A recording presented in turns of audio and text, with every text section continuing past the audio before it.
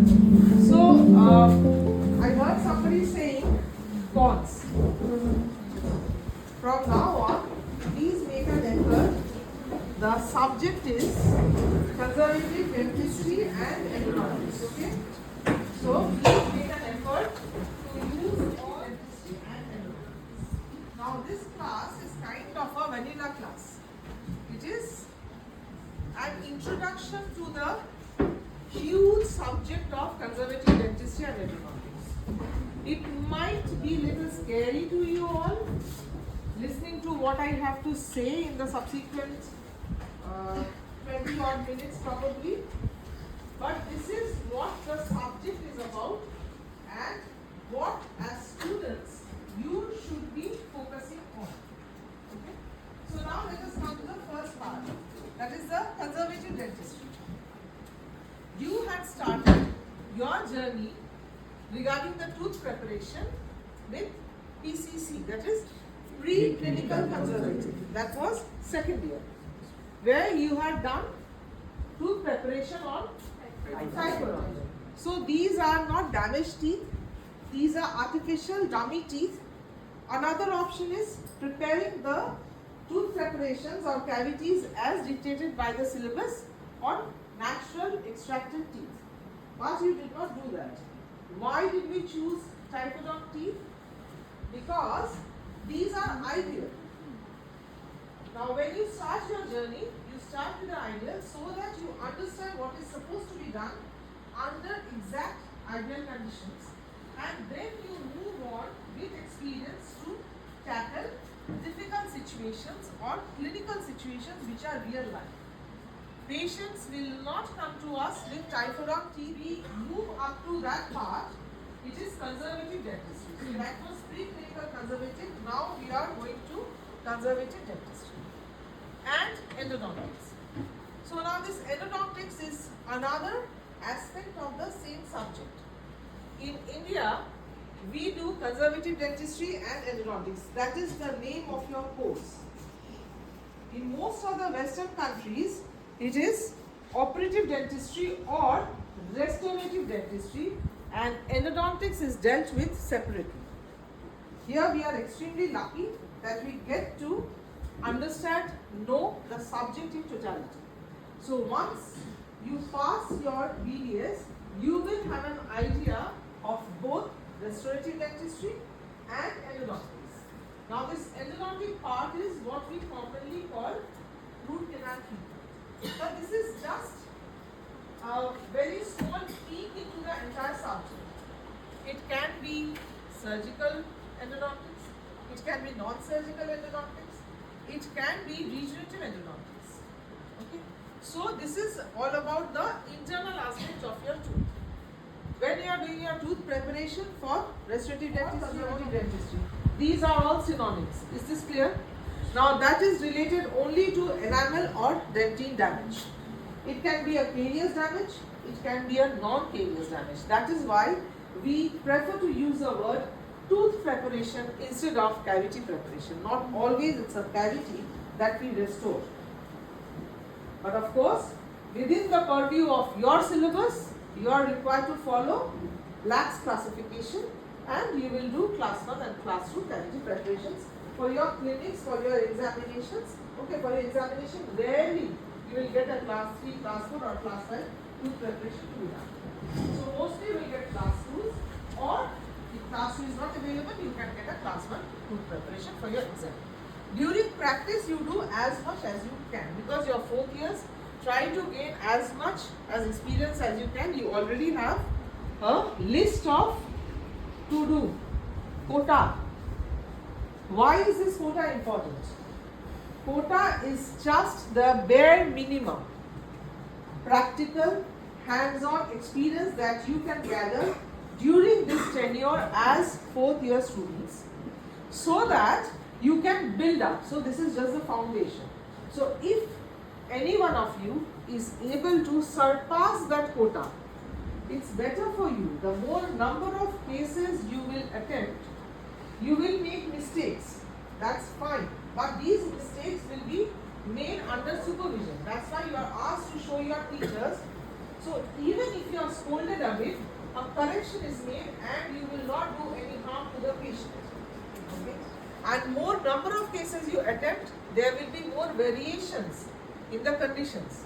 So the more number of variations, the more is your experience and confidence. So you understand the importance of quota. So quota is bare minimum. Once you have finished your quota, don't think you are be all, know all, end all. It is just one basic formula that has been designed by the department so that all the students have some degree of exposure, some degree of confidence. That is not the end, that is just the beginning point. Is this clear? So practicals are so important. When we do our conservative exercises or when we do our conservative lectures, that is pertaining to our enamel dentin defect. Is this clear? Again, when you do your practicals, you will not be given the fracture cases, the trauma cases. You will be given only the caries cases, class 1, class 2. But that does not mean that your clinical experience should end there. If you want to do more cases, more variations after you have finished your quota, you have to talk to the teacher concerned. Right? But suppose there is a condition where the defect or the damaged has progressed into the root canal system. Root canal system is what? It is the core of the tooth, enamel, dentine, then comes the pulp, which is ballpark, nerves, blood vessels and lymphatics. So if the damage process has progressed to that level, then what do? We cannot do only a restoration or a filling. We have to go to the inside of the root canal system and perform what is known as a endodontic treatment or root canal treatment. Okay? This is the branch of endodontics. Now when we are talking about these two branches, there is another sub-subject that comes in. For your restorations, in your preclinical conservative classes, you have used zinc phosphate. All of you have used? You have used silver amalgam. These are materials. You have used matrix bands and retainers. Okay. These are small instruments. But this is again just a peek into that ocean. There are so many materials, different types of materials, different instruments and equipment. So now this sub-branch is about the dental materials. This is a subject that has already been taught to you in second. That time probably it was very boring to you all. Why as dentists we are to know about plaster of Paris of all things? Why we will know about the chemistry, setting reaction of composite resins of GIC? And that too, it's not just one material. There are so many modifications and variations of each. Now when you delve deeper into the subject, you will learn about the applications of these restorative materials. Till now, you probably know the names of few restorative materials, few cements, and in endodontics, you probably have not been initiated into the entire umbrella of materials. So as a sub-part of these two subjects, you will have to learn about the dental materials, associated instruments and equipment. Of course, it is not possible within 1 year to cover everything. That is why you will have certain demarcations. One part is known as a must know area. Now always when you refer to standard textbooks, at the beginning they will have a content list. Have you looked at books? Do you know content that you read? You must look at books. You must read books, physical books, because if you are reading a book, the retention is better. You will remember better. Okay. If you are looking at online content and not making notes, then the retention is a problem. Okay. So you don't remember. You tend to forget. Or you are unable to correlate, because each and every information now on for final years, because it is applicable to patient work, these are interrelated. So this interrelation is very, very difficult to understand if you do not understand the subject. As I always tell all these PG students who have cracked NEET, who are pursuing the MDS degree, words are words. Actual meaning of this word is the learning. So you can memorize as much as you want to, and you can pour all your memories on the answer script and get good score. But if there is a lacking in understanding, you will not be able to apply it in a practical situation. So focus more on the understanding and learning rather than just looking at a PowerPoint presentation or looking at some online content. Okay? So during these classes for final year, if you are unable to understand, ask your teacher. It's important that you understand a lesson, not just sit through it. Now, this must know area is defined. For example, if it is a restoration, amalgam restoration, what is a must know area? What is that you must know? What is silver amalgam? The composition of silver amalgam, the roles of the individual components, how do you manipulate? Whatever you are supposed to do in practice and in your classes, and the application part inside the patient's mouth. But accessorily, you will have to know about the isolation. You see, in a trichodont, there is no saliva, there is no oral cavity. If you are holding it in your hand and doing it, if it's a proper mannequin, you have everything. Even suction is available in a proper simulator. But if you are holding it in your hand, there is nothing. All these tissues you will not have to tackle. Inside the mouth, you have to handle the patient's temperament, the defect itself, the tongue, the saliva, the oral tissues. You have to protect. So now the protection is best by using a rubber dam. So you are supposed to use a rubber dam. So it makes your work easy and better. Maybe application of the rubber dam may be little difficult. There might be a learning curve associated. It takes 8 to 10 minutes time extra. But once it is there, you are very safe. And your work is uninterrupted. You can focus. Because you will not have to think about anything else. Once you start your patient work, you will be able to understand this better. So all of you must make a sincere attempt in habit of that. There are very many variations of the rubber dam. You can choose whatever form of the rubber dam that you want. There are 2 to 3 good companies. Okay. Now this was the must know area. Suppose it is we move up. Good to know. For the same topic, the good to know area will be the modifications of silver amalgam. There are modifications. Okay. Then we all know silver amalgam is retained mechanically inside the tooth or the prepared structure or the prepared cavity. What are the means to enhance this? Because mechanical means there might be some kind of failure. If you want to enhance this retention, what are the means of doing so? What are the substitutes that have come? Silver amalgam has run into a lot of controversy. Some people say that the mercury is not good. It is leached from the set cavity. It can lead to kidney disorders. Some authors have even stated it leads to Alzheimer's. Nothing is proven, and this has stirred up a lot of controversy because all this amalgam war started when in the US they wanted to market composite razors. See, our dentistry is a very evolving science. Every now and then you will see that you will have different materials. So if a material has to come into the market, there has to be a commercial implication. If I cannot sell a new material, how will I earn from that material? So composite resins came into the market with a bang in the US, and they had to market it, and for that reason, it's one of the reasons that amalgam was put down. Patients do not want it. Patients want aesthetic restoration. But what patients also want is longevity, peace of mind. And amalgam is the only restorative material that shows a self-sealing ability over a period of time. No other material does that, except gold, which is kind of unaffordable. So all these things, this is controversy. This is something where you have to charge your brain, analyze, good, bad, right, wrong, which is better. But till now you did not have to think about all this. So this is the elevated cognition, which is the good to know area. Now the next level is the advanced knowledge.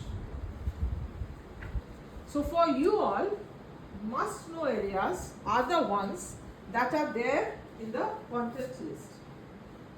Go back, take out a book. In most of the books, the introduction, the first chapter, at the top you will find certain contents. So that is definitely the must know area, and in your question paper 80% of the questions will be from this domain, the must know areas. So you have a very good chance of scoring very well if you follow one standard textbook and your lessons. So absence from the classes is not really an option. All these things that are taught during the class, you cannot make it up in any tuition lessons or online lessons, because here you have interaction, you can ask. Here it's a physical presence. You might want to doze off, you might be very alert, but whatever it is, you are forced to be here and you are trying to pay attention. So something is getting inside your brain and it's staying there. That's very important. And if it stays there for a while, you have certain questions. Make an attempt to be interactive. Ask. There is no shame in asking. Asking means that at least you have tried to understand something. Not asking anything does not mean that you understood everything. It actually might mean that you have not received much. Is this clear? Do you agree with me on this? Yes. Have you felt this? That there are certain things that you feel excited about, intrigued about, you want to ask questions. Sometimes you feel so bored that you are half listening, half paying attention, and of course you will not have any questions to ask. So whenever you are in the lecture class, make an attempt to be attentive. The attendance part is fine. Attendance will be there, it's a requirement. It's a prerequisite. Why? So that while you are here, you are making an attempt to be involved in the class, whatever is being taught, trying to understand, because your mind is not elsewhere. Will you be able to make this effort? So can I have an honest show of hands about of your students who actually pay attention in class? All of you almost? So you don't get bored? How many of you find that the mind is drifting during a class?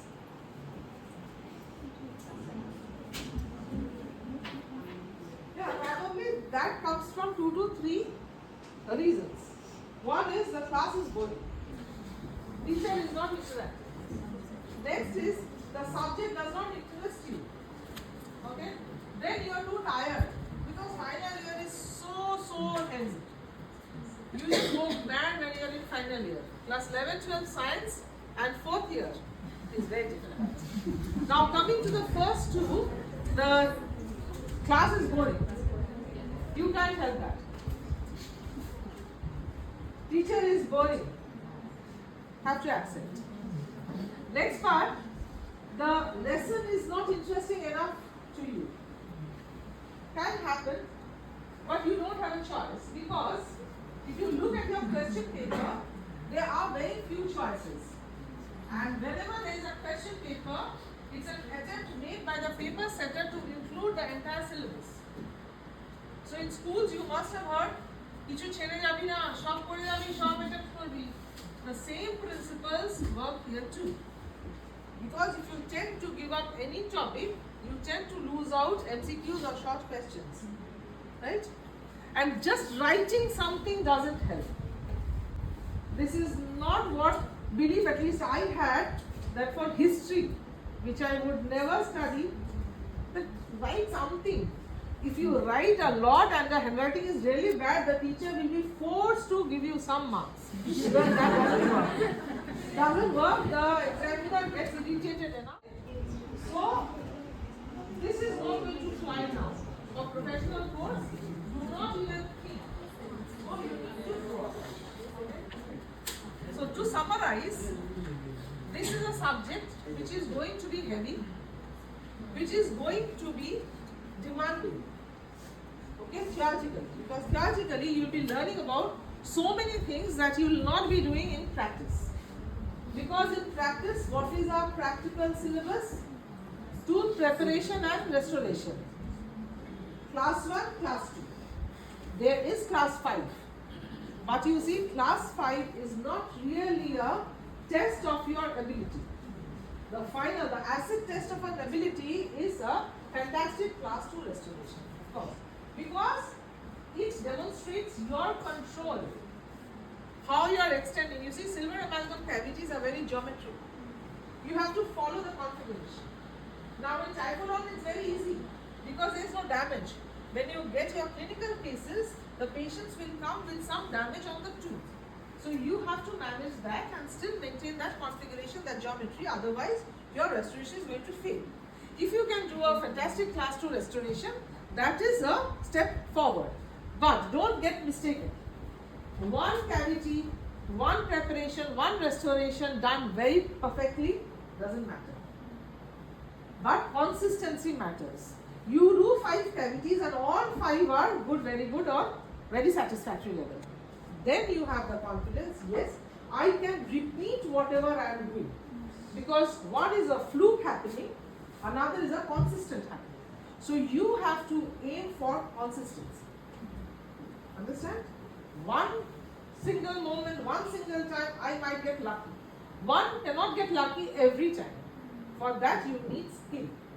Dentistry is a skill-based subject. It's not a theoretical subject. At least conservative dentistry and endodontics, totally skill-based. So many people will be there. You must have heard, discussing among the students also, his or her handwork is very good. Happens with everyone? Have you done that? But when a question is asked, that person is faulty. So then you might think, anyway I am going to do all this clinical work. Patients are not going to ask me questions. There will be no viva. Then why bother about all that theory? Let me pass and I will just do my clinical work. My friends say that I have a very good handwork. Fine. But imagine, your experience is based on how many cases? 5, 10, 15, 20?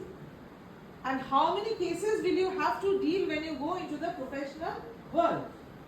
How many variations you have to deal then?